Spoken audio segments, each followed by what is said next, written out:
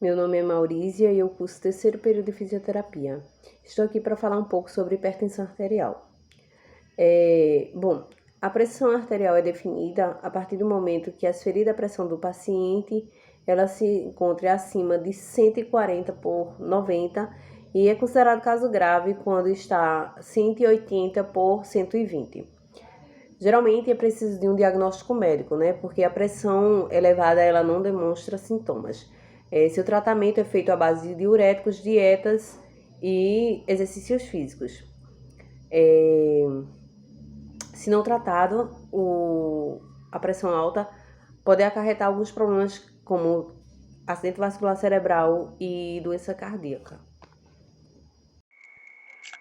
Olá, tudo bem? Meu nome é Edma de Lila Marques, sou terceiro período de fisioterapia.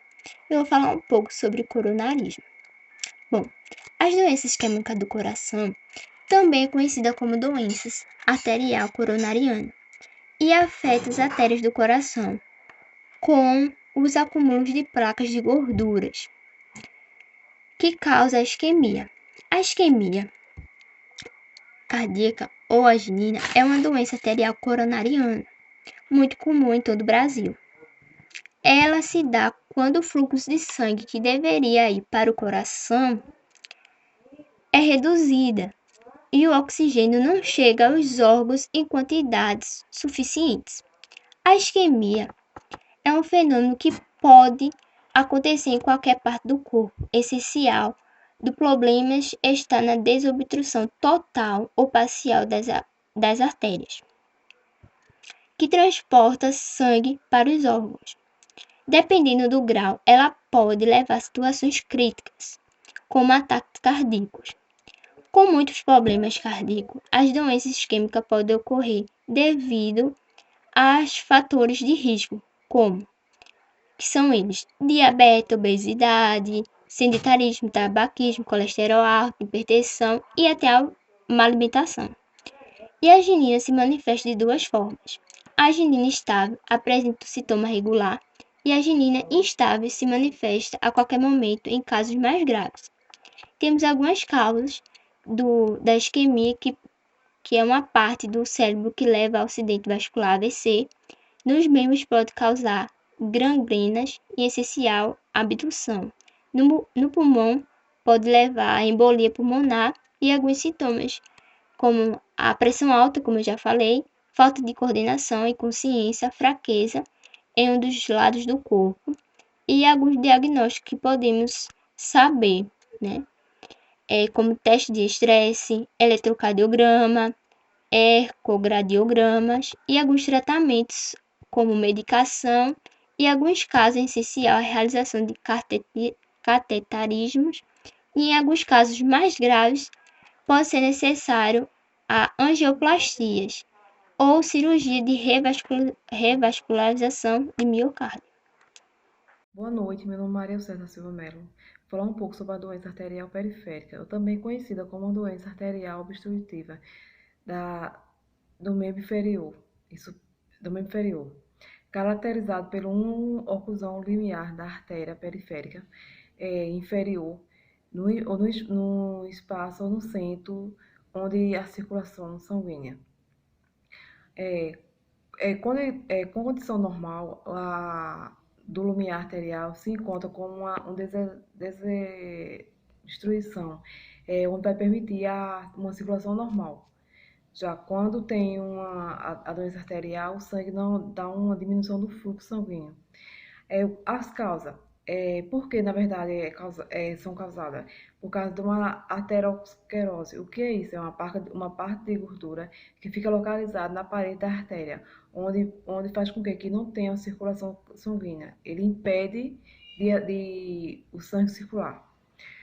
Quais são os fatores de risco? São pessoa diabética, são tabagismo, idade de 50 anos acima, histórico familiar e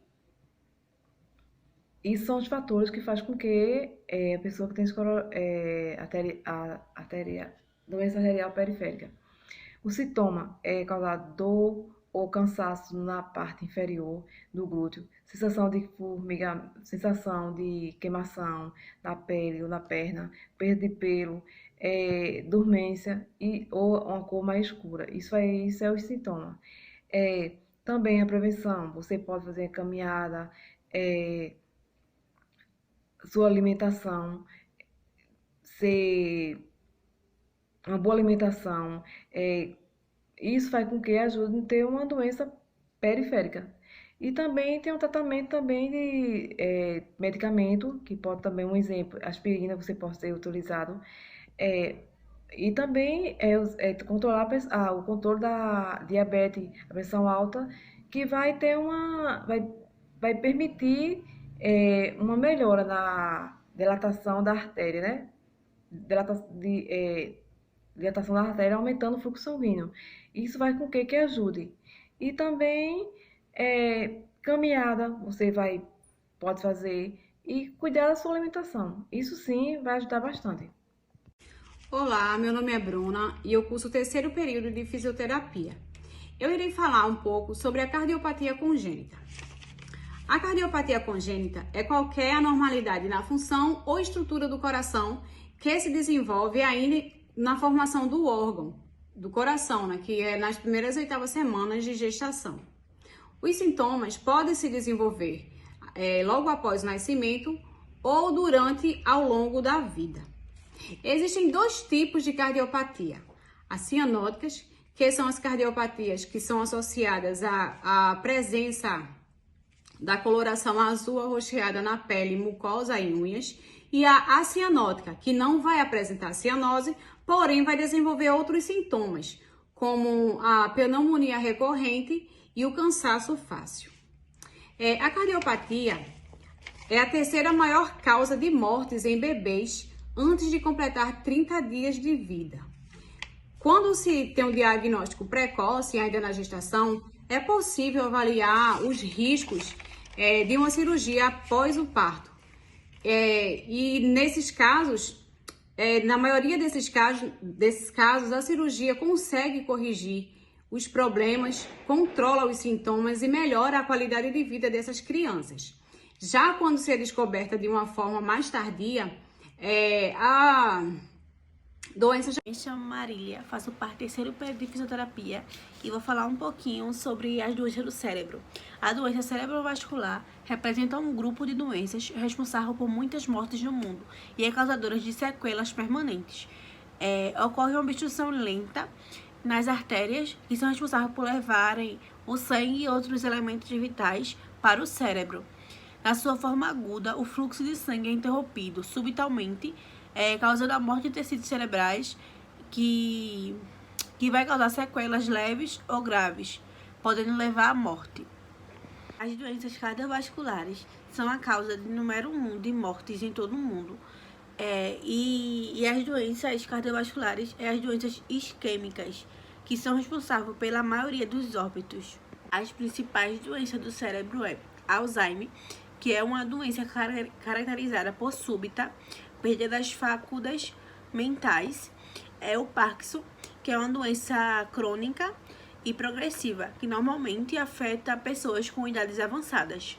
A epilepsia é definida como uma alteração na atividade elétrica no cérebro, temporária e irreversível.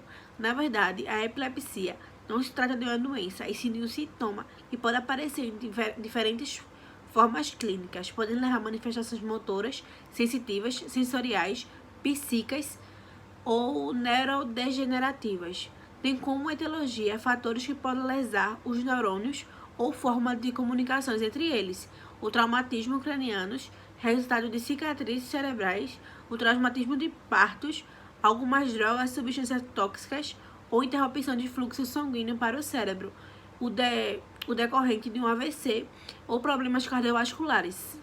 O AVC, popularmente conhecido como derrame cerebral, é um problema neurológico decorrente de uma obstrução ou rompimento dos vasos sanguíneos cerebrais, que é a hemorragia. E alguns sintomas que o paciente pode sentir, embora que possa permanecer silenciosamente por muito tempo.